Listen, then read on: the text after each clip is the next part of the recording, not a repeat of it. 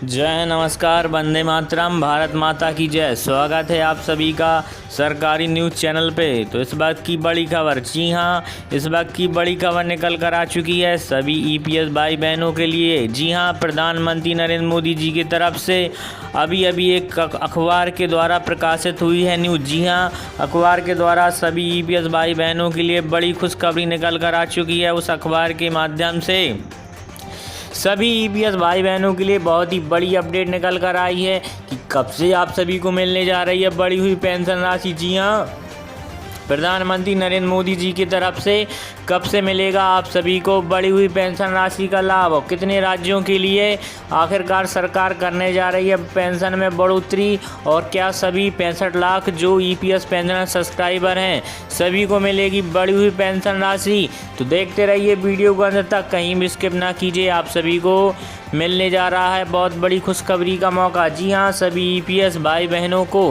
भारत सरकार देने जा रही है बहुत ही बड़ी सौगात। जी हाँ, बढ़ी हुई पेंशन राशि की सभी ईपीएस भाई बहनों को अब मिल सकती है सौगात। तो ईपीएस पेंशन कर्मचारियों के लिए बेहद ही ज़्यादा महत्वपूर्ण जानकारी निकल कर आ चुकी है। तो ईपीएस पेंशनर कर्मचारी, जी हाँ, अगर आप एक ईपीएस पेंशन भोगी हैं तो आपके खाते में आने वाली है 7,500 रुपये प्लस महंगाई भत्ता। तो अखबार के द्वारा पूरी खबर प्रकाशित की गई है। तो उस खबर में जो भी ईपीएस भाई बहन हैं उन सभी के लिए जो महत्वपूर्ण सूचना है वह पूरी बताई जाएगी आप सभी को कि ईपीएस पेंशनरों को किस प्रकार से बढ़ी हुई पेंशन राशि का लाभ मिल सकता है और आपको कौन सा फॉर्म फिलअप करना होगा। जी हाँ, ऑनलाइन जाके आप सभी को कौन सा फॉर्म फिलअप करना होगा जिसको भरते ही आप सभी को बढ़ी हुई पेंशन राशि का लाभ सरकार के द्वारा दिया जा रहा है। तो सरकार, जैसा कि आप सभी को पता है, करीब 65 लाख से ऊपर ईपीएस पेंशन सब्सक्राइबर हैं जो कि काफ़ी लंबे समय से पेंशन राशि में बढ़ोतरी के लिए लगातार प्रयास कर रहे थे, संघर्ष कर रहे थे। कई बार धरना प्रदर्शन भी किए जा चुके हैं ईपीएस राशि में पेंशन बढ़ोतरी को लेकर। वहीं आप सभी को पूरी खबर विस्तार के साथ बताएंगे ईपीएस पेंशन 95 से जुड़ी। उससे पहले इस चैनल के माध्यम से अब आप वीडियो देखकर जीत सकते हैं 3 महीने का बिल्कुल मुफ्त रिचार्ज और इसी के साथ ही एक चमचमाता हुआ 5G फ़ोन। इसके लिए आप सभी को वीडियो को लाइक करना होगा। चैनल पे नए हैं तो चैनल को सब्सक्राइब करके बेल आइकन प्रेस कर दीजिए। कमेंट में अपना नाम लिखिए और आप भारत के किस राज्य से इस वीडियो को देख रहे हैं यह आपको लिखना होगा। वहीं वीडियो के बीच में या अंत में आप सभी से एक प्रश्न पूछा जाता है, अगर आप सही जवाब देते हैं तो आप सभी जीत सकते हैं 3 महीने का बिल्कुल मुफ्त रिचार्ज, साथ में एक 5G फ़ोन। और वहीं चैनल के माध्यम से आप सभी को कॉल या मैसेजेस करके आप सभी से आपकी पर्सनल डिटेल, बैंक डिटेल जैसे कि Aadhaar card number, PAN card number, ATM card number, account number या फिर सीवीवी या कोई भी ओटीपी नहीं मांगा जाता है, ना ही किसी लिंक पर क्लिक करने, शेयर करने या किसी एप्लीकेशन को इंस्टॉल करने के लिए नहीं कहा जाता है। अगर इस प्रकार से आप सभी के पास कॉल या मैसेजेस आते हैं तो आप सभी को सावधान रहना है, अन्यथा आप सभी के साथ फ्रॉड हो सकता है। तो सभी ईपीएस भाई बहनों के लिए बहुत ही बड़ी अपडेट निकल कर आ चुकी है। तो चलिए हम आपको बताते हैं ईपीएस 95 पेंशन से जुड़ी महत्वपूर्ण खबरें। तो ईपीएस पेंशन कर्मचारी काफ़ी लंबे समय से इंतजार कर रहे थे पेंशन राशि में बढ़ोतरी को लेकर। वहीं भारत के विभिन्न राज्यों में ईपीएफओ के कार्यालयों के सामने कई बार ईपीएस पेंशनर कर्मचारियों ने धरना प्रदर्शन दिए और लगातार कई बार प्रयास करते रहे पेंशन राशि में बढ़ोतरी को लेकर। वहीं दिल्ली में भी कई बार धरना प्रदर्शन किए गए और संसद तक मार्च भी निकाला गया और सरकार के घेराव करने की कोशिश भी की गई ईपीएस पेंशन राशि में बढ़ोतरी को लेकर। और वहीं जो राष्ट्रीय संघर्ष समिति के अध्यक्ष हैं अशोक रावत जी, उनके द्वारा भी अहम भूमिका निभाई गई है ईपीएस पेंशन कर्मचारियों के लिए।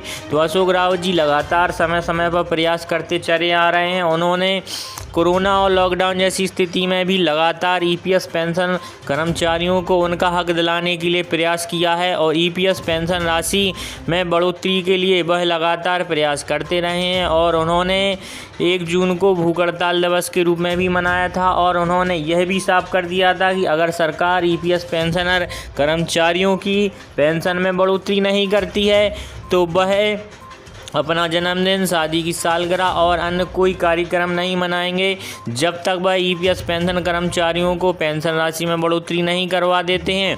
वहीं उन्होंने प्रधानमंत्री नरेंद्र मोदी जी को भी पत्र लिखा था और श्रम मंत्रालय को भी पत्र लिखकर भेजा था और उन्होंने सभी ईपीएस भाई बहनों की तरफ से आग्रह किया था और उन्होंने यह भी बताया था कि करीब 40 लाख से ऊपर ऐसे ईपीएस पेंशन कर्मचारी हैं जिन्हें इस वक्त केवल 1000 रुपये से भी कम पेंशन राशि का लाभ प्राप्त हो रहा है। कुछ 1500 प्राप्त करते हैं तो कुछ ऐसे ईपीएस पेंशनर भी हैं जिन्हें 2500 रुपये भी प्राप्त हो रहे हैं, लेकिन इतनी कम पेंशन राशि के वजह से उनके महीने का गुजर बसर कर पाना बेहद ही ज़्यादा मुश्किल हो गया था, जिसके कारण वह बहुत ही ज़्यादा मुसीबतों का सामना कर रहे हैं और उन सभी के सामने आजीविका का संकट आ खड़ा हुआ है।